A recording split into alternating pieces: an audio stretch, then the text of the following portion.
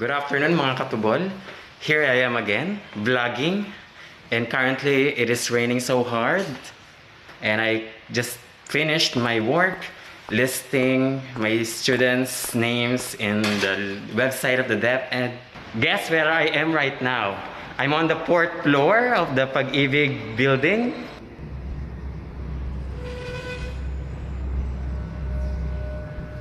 And then it followed by the background study. And then, of course, your objectives. And your objectives should have at least 3 sentences. Is there a chainsaw here? Okay, let's continue. Next one, there should be the state.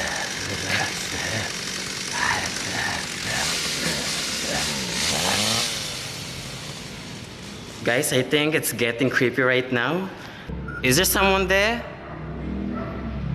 Ma'am May? Are you there? Whoever are you, hindi ako nandito para makipag-away. Sorry akin. Woo! Somebody! Somebody! Ako sa pakuti! Pakuti! Malapit na ako sa pakuti! Aray!